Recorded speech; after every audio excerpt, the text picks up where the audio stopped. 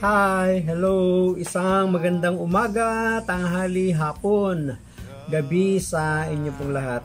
Anong oras man ninyo na napapanood ang video nito, saan man kayong panig ng mundo, muli, nandito naman kayo sa aking programa, ang Tandaan Mo Ito. Tandaan natin ito. Brad, ano naman ba ang aming tatandaan sa programa mo na hindi namin programa? Ito ang ating tatandaan ngayon. Ang pinakamahalagang utos. Ano yon? Ang pinakamahalagang utos.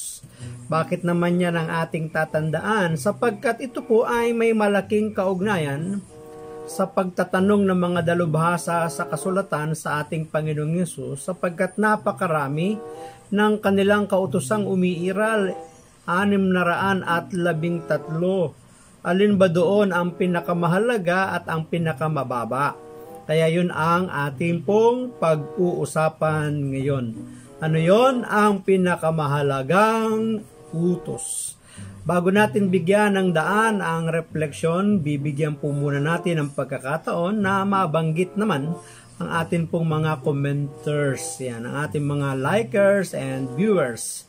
Maraming salamat sa atin pong mga kapatid at syempre uunahin ko na po si Dr. Bak, yan, Doc Bak, yung aking son-in-law na nandyan sa Alhamica.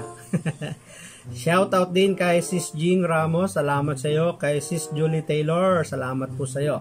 Kay Dolor Marquez, marami pong salamat sa iyo. Kay Sister Nimpa Ay, maraming salamat. Kay Brother Ronald Pagalyaman, maraming salamat po sa iyo.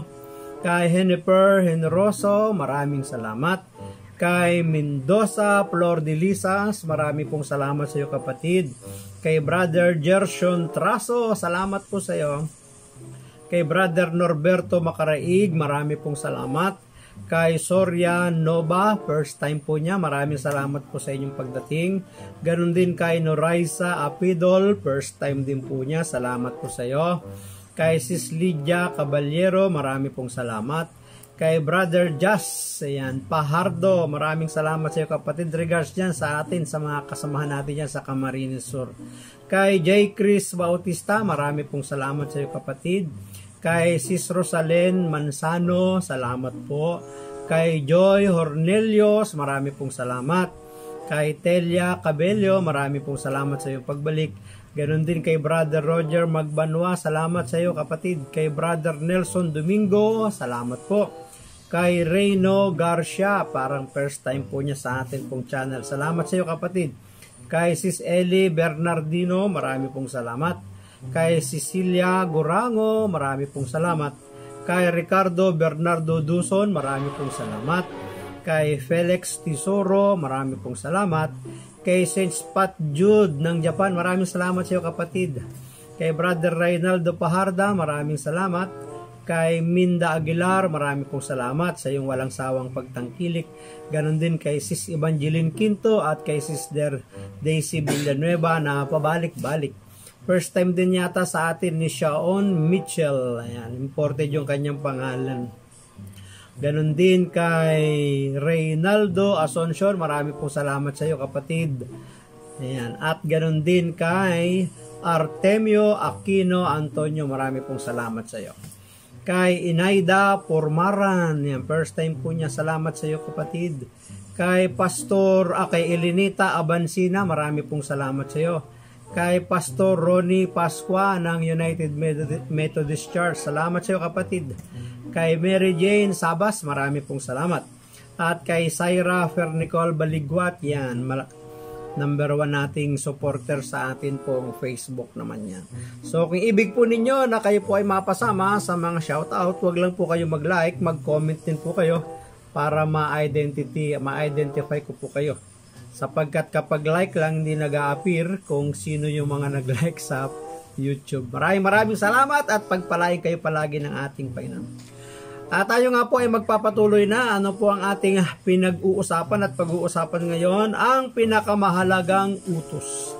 Hahanguin po natin sa Ebanghelyo ni San Mateo, Kabanatang 22, mga talatang 34 hanggang 40. Ibanghelyong babasahin sa araw ng linggo sa ating simbahan sa October 29, 2023. Ganito po ang pagkakasaad.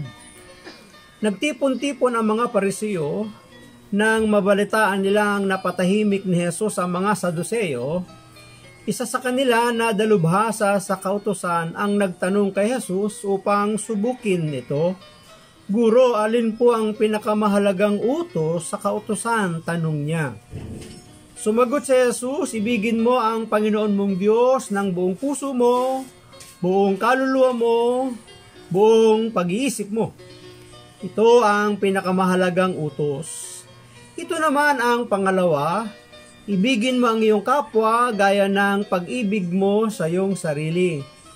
Sa dalawang utos na ito, nakasalalay ang buong kautusan ni Moises at ang katuruan ng mga propet. Pagpalain po ng Diyos ang pagkabasa ng kanya pong mabuting balita. Pinupuri ka namin, Panginoong Hesu Kristo. Tayo nga po ay magpapatuloy na. Ano po ang ating pag-uusapan ngayon, ang ating pong reflection? Pinakamahalagang utos. Unang puntos, mahalagang utos. Sabi ng verse 34, nagtipon-tipon ang mga Parisiyo nang mabalitaan nilang napatahimik ni Jesus ang mga Saduseyo. Isa sa kanila na dalubhasa sa kautusan ang nagtanong kay Jesus upang subukin ito. Guro, alin po ang pinakamahalagang utos sa kautusan? Tanong niya. Puntahan muna natin yung napatahimik na nabalitaan ng mga Parisiyo na grupo ng mga Saduseyo. Ang grupo po ng mga Saduseyo ay isa pong sekta yan sa relihiyon ng Judaism. Magkaiba sila ng mga Parisiyo sa ibang bagay pero magkakasundo din sa ibang mga bagay na mga kautusan. Ang isa na hindi nila pinagkakasunduan ng mga Parisiyo at ng mga Saduseyo ay iyong pagkabuhay na maguli. Ang mga Saduseyo ay hindi naniniwala na ang tao ay muling mabubuhay o yung tinatawag na resurrection. Kaya nga sila'y nagtanong sa ating Panginoong Yesus na ang isang babaeng nakapag-asawa ng 7, namatay yung asawa at namatay din siya sa kabilang buhay, sino ba ang kanyang ituturing na asawa? Ang sagot doon ay maliwanag at nilinaw ng ating Panginoon, sa kabilang buhay ay wala ng pag-aasawa, sapagkat ang lahat ng naroon sa kabilang buhay, sa buhay na walang hanggan ay tulad na lamang ng mga anghel, na ang ginagawa ng mga anghel ay nagpupuri, sumasamba sa ating Diyos. So wala na doon yung isipang makalaman patungkol sa pag-aasawa at napatahimik yun ang ating Panginoon. Maaring yun ang isa sa mga nabalitaan ng mga Parisiyo na napatahimik ni Jesus nang sagutin ng ating Panginoon yung kanilang mga inihahain na mga katanungan. Diba? Marami naman talaga nagtatanong sa ating Panginoon.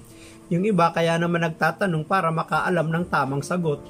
Meron naman nagtatanong para sukatin yung kakayahan ng tao. Diba? May mga taong ganyan eh. Ikaw ba ganyan? Ikaw ba ganyan? Tayo ba minsan ganyan? Diba minsan eh. Ang tao nagtatanong para matuto. Ikalawa, ang tao nagtatanong para mag-confirm. Ikatlo, ang tao nagtatanong para sukatin kung hanggang saan ang iyong kakayahan.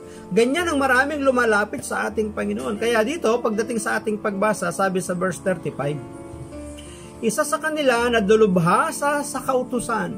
Pag sinasabi pong dalubhasa, ito po ay tumutukoy sa mga eskriba, sa mga nagsasali ng mga kautusan ng Panginoon, mga tagapagturo ng kautusan ng Panginoon, mga Parisiyo. Iisa po yan eh. Sila-sila lang din naman yan. Yung dalubhasa sa kautusan, yung eskriba, yung mga Parisiyo, iisa po yun. Sila lang yun. Isa sa kanila na dalubhasa sa kautusan ang nagtanong kay Jesus upang subukin ito. O, di ba? Guro, alin po ang pinakamahalagang utos sa kautusan? Tanong niya.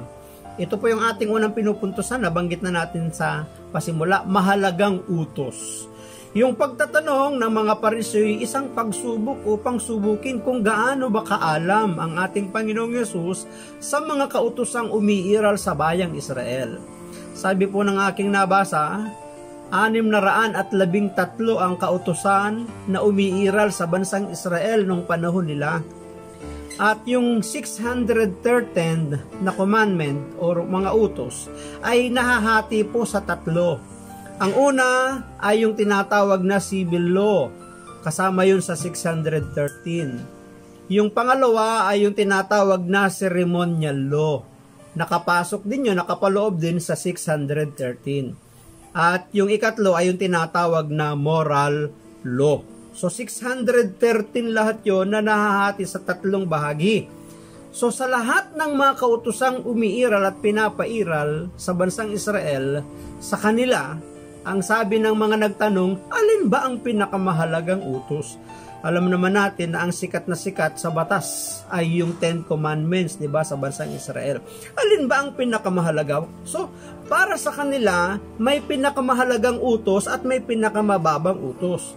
Ibig sabihin, kung ito yung pinakamahalagang utos, kapag ito'y nilabag at sinuway, mataas ang parusa. Pinakamababang utos, ibig sabihin, pag sinuway, mababa lang ang parusa. Parang ganun, di ba? Kaya tinatanong nila, alin ba ang pinakamahalagang utos? Yung kanilang pagtatanong ay upang subukin ang ating Panginoong Hesus. Banggit na natin kanina, may mga tao kaya nagtatanong ay upang matuto. Pangalawa, kaya may nagtatanong ay upang mag-confirm. Ikatlo, may mga tao namang nagtatanong para subukin o sukatin yung kakayahan natin. At ito nga yung ating makikita. Sinagot sila ng ating Panginoon at nililinaw na sa loob ng 613 kautusan para sa kanila ay may pinakamahalagang utos. At ito naman ay sinagot ng ating Panginoon. Puntahan po natin ang ikalawang gusto nating puntusan. Ano po yung ating pinupuntusan ngayon? Pinakamahalagang utos. Una, mahalagang utos, sinubok ng mga dalubhasa ang Panginoon. Pangalawa, sabi ng verse 37, sumagot si Jesus, ibigin mo ang Panginoon mong Diyos ng buong puso mo, buong kaluluwa mo, at buong pag-iisip mo. Ito ang pinakamahalagang utos. Itong utos na ito ay hinango ng ating Panginoong Yesus sa lumang tipan at hindi nila ito matatanggihan at mapapasubalian. Hindi nila ito malalabanan sapagkat ito'y umiiral na batas at utos ni Moises sa kanyang bayan. At hanggang nung panahon nila ay umiiral. Ano ang sabi? Ibigin mo ang Panginoon mong Diyos ng buong puso mo, buong kaluluwa mo, at buong pag-iisip mo. Ito ang pinakamahalagang utos. Paano ba natin ito maihahalimbawa? Ano ba ang eksplanasyon at ilustrasyon natin dito para maibigay natin yung gustong sabihin ng ating Panginoon na buong puso mo, buong kaluluwa mo, at buong pag-iisip mo. Ito po ay tumutukoy sa buong pagkatao natin na ibibigay natin 100% sa ating Diyos ang ating buhay. Na ang ibig sabihin, siya yung ating prioridad. Kung siya yung ating prioridad, ang ibig sabihin, siya yung sentro ng ating buhay. Siya yung driver o piloto na nagpapatakbo ng ating buhay. Natatandaan natin at sinasabi ng Panginoon sa kanyang mga alagad, kung nasa saan ako, dapat nanduroon din ang aking lingkod. Kung ako'y umaakit sa bundok, dapat kasama ko ang mga lingkod ko. Kung ako'y tumatawid sa karagatan, dapat kasama ko ang mga lingkod ko. Kung ako'y pupunta sa burol, kung ako'y pupunta sa disyerto, dapat kasunod ko at kasama ko ang mga lingkod ko. Kung papasok ako sa gubat at maraming mga tinik, dapat hindi nila ako iiwan. Dapat sila'y kasama ko, sumusunod sa akin. Yun ang ibig sabihin ng ating Panginoon. Na ibigin mo ang Panginoon mong Diyos ng buong puso mo, buong kaluluwa mo, at buong pag-iisip mo. Ito ang pinakamahalagang utos. Susunod lang ba tayo? Maglilingkod lang ba tayo? Iibigin lang ba natin siya? Kapag sagana yung mga pagpapalang ibinubuhos at dumarating sa ating buhay, kapag kapighatian at pagsubok na, madawag na mga dadaanan, mga lubak-lubak na kalsada, mga pagsubok at problema na ating kakaharapin, hindi naman natin ibibigay. Diba? Minsan nga may napakinggan akong isang panalangin nung ako'y nasa isang probinsya.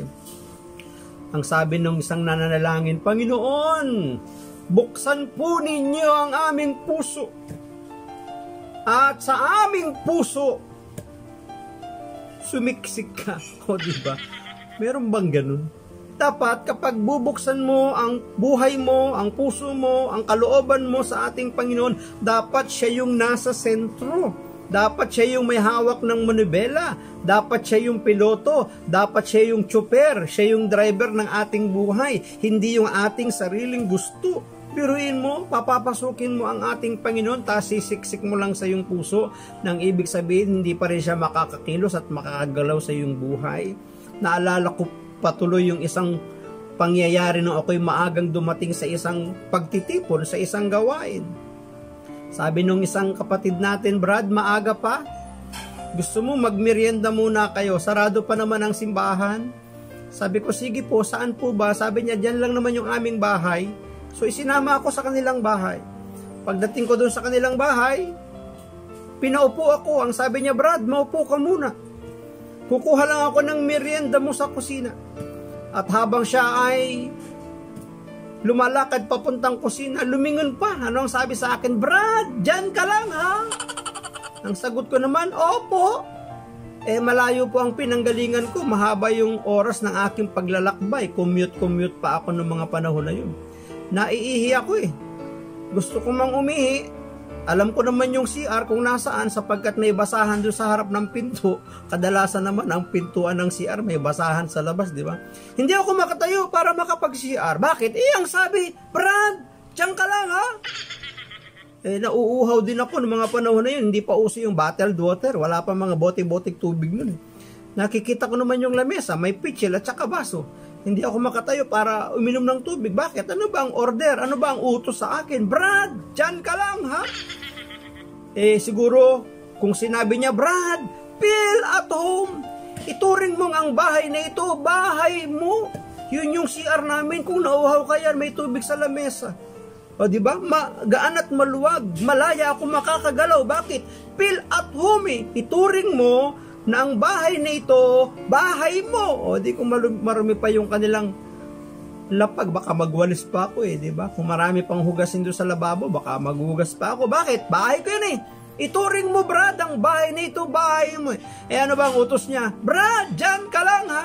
O minsan, ganun din yung trato natin sa ating Panginoon. Pinapapasok natin siya sa ating buhay, pero parang bisita lang. Dyan ka lang, Brad ha? Ano ang sabi ng panalangin? Buksan mo ang aming mga puso at sa aming puso sumiksik ka. Diba? Hindi, dapat pag binuksan natin ang ating Panginoon o binuksan natin ang ating puso para sa Panginoon, dapat kapag siya pumasok, siya yung priority, siya yung sentro, siya yung driver, siya yung piloto, siya yung chopper, siya yung kutsero. O diba? Siya yung dapat na nagpapatakbo. Pag sinabi ni Lord, kaliwa-kaliwa, kanan-kanan, atras-atras, abante-abante, o diba? Akyat-akyat, baba-baba. Yun ang ibig sabihin. Sumagot si Jesus, ibigin mo ang Panginoon mong Diyos ng buong puso mo, buong kaluluwa mo, at buong pag-iisip mo. Ito ang pinakamahalagang utos. Babasa lamang po ako ng talata na sulat ni San Pablo sa mga taga-Colosas, chapter 3, verse 1 hanggang 3. Ang sabi po ay ganito, Yamang binuhay kayong muli na kasama ni Kristo, ituon ninyo ang inyong pag-iisip sa mga bagay na nasa langit na kinaroroonan ni Kristo na nakaupo sa kanan ng Diyos. Ang mga bagay na panglangit ang isaisip ninyo, hindi ang mga bagay na panlupa, sapagkat namatay na kayo at ang inyong buhay ay nakatago sa Diyos kasama ni Kristo. So kaya na pala natin na ibigay ang ating buong puso, buong kaluluwa at pag-iisip, yung buong pagkatao natin sapagkat itinuring na nating namatay na tayo at muling nabuhay sa pamamagitan ng ating Panginoong Jesucristo at ang ating buhay ay nakatago sa Diyos kasama ng ating Panginoong Jesucristo. So yun po yung ating pinapupuntusan. Ano yung pangalawa? Ibigin ang Diyos. Ano yung una? Mahalagang utos. Sinagot yan ng ating Panginoon sa pamamagitan ng itong pangalawa. Ibigin ang Diyos ng buong puso, buong kaluluwa, at buong pag-iisip. Ikatlong puntos na gusto nating puntusan, verse 39. Ito naman ang pangalawa, ibigin mo ang iyong kapwa gaya ng pag-ibig mo sa iyong sarili. Sa dalawang utos na ito, nakasalalay ang buong kautusan ni Moises at ang katuruan ng mga propeta. Doon sa una, ako nakatitiyak ako, hindi tututol. Kumbaga, aprobado sa mga nagtanong kay Jesus yung kanyang sagot. Kaya lang pagdating sa ating pangalawa na isinagot ng ating Panginoon, medyo bago-bago ito para sa kanila. Ano ang sabi? Ito naman ang pangalawa, ibigin mo ang iyong kapwa gaya ng pag-ibig mo sa iyong sarili. Sa dalawang utos na ito, nakasalalay ang buong kautusan ni Moises at ang katuruan ng mga propeta. Mga kapatid, maaaring ito pong message na ito, itong mga sagot na ito ng ating Panginoon, ay mayroon pong kinalaman. Saan? Sa kanilang pangangasiwa, sa kanilang pamumuno, sapagkat itong mga Parisiyo, sila po yung nangangalaga at nangangasiwa, yung kanilang liderato, ang umiiral doon sa templo. Nabanggit natin nung nakakaraang gospel, na ang ikapu, handog ng taong bayan, ng mga mamamayan ng Israel, ay dinadala sa templo. Ang isang bahagi noon, yung ikatlong bahagi noon, ay ginagamit pangtulong sa mga mahihirap, sa mga kapuspalad, sa mga walang-wala noong mga panahon na yun. Pero marami kasi nung kapanahunan nila, kapanahunan ng ating Panginoon, ang mga Parisiyo, ang pinakitutunguhan lamang nila ay yung mga ka-level nila, yung mga kauri nila. Ang pinupuntahan lang nila yung mga may kaya at mayayaman. Wala silang pagtingin, pagtuon ng pansin sa mga taong nangangailangan, sa mga mahihirap. Kaya nga ang sabi ng Panginoon sa kanila, mapagpaimbabaw kayo. Kayo, hinuhut-hut ninyo ang kayamanan ng mga balo, mga byuda. Pinupuntahan ninyo yung mga handaang pangdangal at doon kayo nauupo sa pinakamarangal na upuan. Ibig sabihin, kinakalimutan nila yung mga taong nangangailangan ng mga panahon na yun. Yung mga taong itinakwil ng lipunan, yung mga taong itinakwil ng community, yung mga taong hindi nakakapasok sa mga sinagoga. Sino ba ang ating kapwa? Ang ating bang kapwa lang ay yung mga kauri, ka-level lang natin? Yun lamang bang mga tumutulong? Yun lamang bang pinapakinabangan natin? Yun lang ba ang kapwa? Ano ang sabi ng Panginoon? Ito naman ang pangalawa, ibigin mo ang iyong kapwa gaya ng pag-ibig mo sa iyong sarili.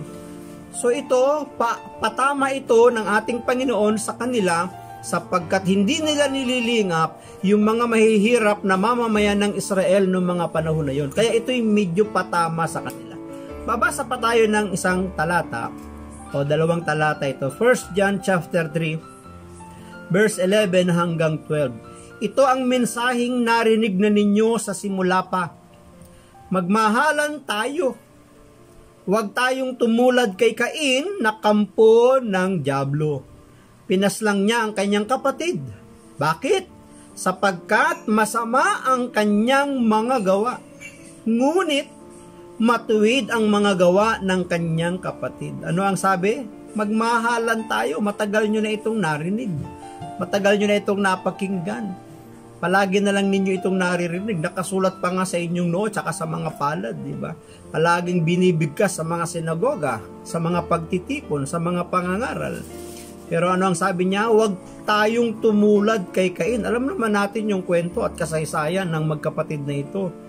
Nang sila'y maghandog, mas kinalugdan ng Diyos ang paghahandog na ginawa ni Abel. Bakit? Kasi yun yung hinihingi ng Diyos eh. Kaya nga naging matuwid si Abel sa harapan ng Diyos sapagkat sumunod siya doon sa instruction ng paraan ng paghahandog na hinihingi ni Yahweh sa kanila. Samantalang yung ginawang paghahandog naman ni Cain, basta-basta lang. Kumuha lang ng mga damo, kumuha lang ng mga bulaklak siguro, mga tangkay at sinunog. Bakit? Adik ba ang Lord? Damo ang iyong sinunog. Ano ba ang hinihingi ng Diyos noon? Eh di ba hayop nakakatayin at susunugin sapagkat yung usok ng sinunog na hayop ay masamyong amoy, halimuyak sa ating Panginoon. Yun yung hinihingi ng Diyos eh. Ibig sabihin, may pagsasakripisyo. Pero kay Cain, walang pagsasakripisyo, walang effort eh. So anong ibig sabihin? Si Cain ay isang larawan ng hindi umiibig sa Diyos ng buong puso, isip, lakas at kaluluwa. Sapagkat yung kanyang ginawang paglilingkod, walang ka-effort, di ba? Walang kasustansya. Samantalang yung kay Abel ay may effort, may sakripisyo sapagkat siya ay kumuha sa isa niyang alaga para patayin at ihandog sa Diyos. Samantalang itong si Cain, humarbes lang nung kanyang nakitang mga halaman at mga damo, mga pananim, maaari. O di ba? So, si Cain ay isang larawan ng taong hindi umiibig sa Diyos ng buong puso, isip, lakas at kaluluwa. At si Abel naman ay isang larawan ng mga taong umiibig sa Diyos ng buong puso, isip, lakas at kaluluwa. Ano ang sabi ng Panginoon? Verse 39, ito naman ang pangalawa. Ibigin mo ang iyong kapwa gaya ng pag-ibig mo sa iyong sarili. Sa dalawang utos na ito, nakasalalay ang buong kautusan ni Moises at ang katuruan ng mga propeta. Kaya nga itong pangalawa, patama ito ng ating Panginoon sa mga dalubhasa sa kautusan na nagtanong sa Kanya. Kaya nga, sabi ng ating Panginoon, kapag nagawa ninyo ang dalawang ito, pag-ibig sa Diyos at ang pag-ibig sa kapwa, ano ang sabi ng verse 40? Sa dalawang utos na ito, nakasalalay ang buong kautusan ni Moises at ang katuruan ng mga propeta. Natutupad natin, nagagawa natin ang mga utos ng Diyos. Yung 613 na yon, nandun na yun sa loob ng pag-ibig sa Diyos at ng pag-ibig sa kapwa. Kaya nga ang isang halimbawa ng pag-ibig sa kapwa ay huwag sasaktan, diba? Pakakainin. Sino? Yung mga nagugutom at mga nangangailangan. Bibihisan yung mga walang damit. Yan yung kanyang patama sa mga Pariseo ng mga panahon na yun eh. Wala silang paglingap doon sa mga mahihirap na mamamayan ng Israel. So huwag kakamuhian. Huwag kapupuutan. Huwag pagbabantaan. Huwag tatakutin. Maaaring ganun. Patawarin kung ano man ang nagawang kanilang mga pagkukulang. So, sa dalawang utos na ito, nakasalalay ang buong kautusan ni Moises. Ano po ang ating pinag-uusapan? Ang pinakamahalagang utos, unang pinuntusan natin, ay ang pagtatanong ng mga dalubhasa. Alin ba ang pinakamahalagang utos? Kaya yung una, mahalagang utos. Lahat yan mahalaga. Ngunit nasa summary, binubuod na sa pamamagitan ng pag-ibig sa Diyos at pag-ibig sa kapwa. Pangalawang puntos, ibigin ang Diyos, ng ibig sabihin, gawin natin siyang priority, siya yung nasa sentro, siya yung chopper, siya yung driver, siya yung kutsiro, siya yung mayroong kumpas sa atin. Pangalawa ay ibigin ang ating kapwa. Pangalawang pinakamahalagang utos, ang magbigay ng pagmamahal at pagmamalasakit sa ating kapwa. Na minsan, mababa yung ating tingin, pag-uuri sa kanila, sapagkat feeling natin, mas mataas tayo sa kanila. Ang isa pang dahilan kung bakit ito sinasabi ng ating Panginoon sa kanila, kasi ang mga Hudyo, ang kanya mga kababayan, mataas ang pagtingin nila sa sarili. Kaya nga kung matatandaan ninyo na mayroong pumasok na isang makasalanan at saka isang Pariseo doon sa templo, ang panalangin ng Pariseo, salamat Diyos, hindi ako katulad ng taong yun. Diba? Magnanakaw, mangangalunya, paggawa ng masama. Ako ay nag-iikapo, nananalangin ako 3 times a day. Lagi ako nag-aayuno. O diba? Sinabi niya lahat ng kanya mga ginagawa. Sa tao, approve yun. Pasado siya. Pero pagdating sa Diyos, hindi yun pasado eh. Tapos merong isang lalaki makasalanan na lumapit. Nasa isang sulok, sa isang gilid, sa isang dingding, sa isang pader, dinadago ka ng sarili at hindi makatingin sa Diyos. At humihingi ng kapatawaran. Panginoon, patawarin mo ko isang makasalanan. At silang dalaway lumabas. Anong sabi ni Jesus? Sino sa kanila sa palagay ninyo ang kinalugdan ng Diyos? Ngunit sa tingin ng ating Panginoon, ang kinalugdan ng Diyos yung taong makasalanan hindi makatingin dahil hiyang-hiya sa kanyang kasalanang nagawa. Ganyan ang mga ugali ng mga Hudyo. Palapintasin, mababa ang tingin, pagtingin sa uri ng kanilang kapwa. Kapag hindi ka Hudyo, mababa ka sa kanila. Pero pagdating kay Jesus, ang kapwang tinutukoy dito ay hindi lang yung ating ka-level. Ang tinutukoy din kapwa dito, pati yung mga taong nasa mababa, pati nga yung mga kaaway, itinuturing din kapwa. So ito yung ikatlo, ibigin ang kapwa. Maraming salamat po, at kung kayo po ay napagpala ng video ito, huwag nyo naman kakalimutan na mag-like and share na din ninyo ang video ito. Mag-subscribe na din po kayo, at huwag nyo kakalimutang pindutin yung bell icon dyan. Ang piliin nyo po yung all para anytime na meron po akong bagong upload, mano-notify po kayo. Ang akin lamang pong palaging masasabi, hayaan po natin na ang Diyos ang palagi ang maging Diyos ng ating buhay. Bye-bye, and I love you with the love of the Lord.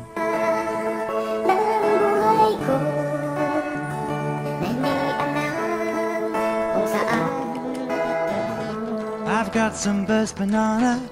Maraming salamat sa inyong panunood at kung kayo naman ay napagpala, huwag niyong kalimutan na mag-like and share, mag-subscribe na din at kalimbangin ang bell icon na inyong makikita sa ibaba ng video upang kayo palaging updated sa aking mga video kapag ako ay may bagong upload. Maraming salamat, God bless, and I love you with the love of the Lord. Bye-bye. One from Johnny, in case he passes by this way. And can you pass this on to Minnie, so she knows where we're at? And you better send me your address so that I can send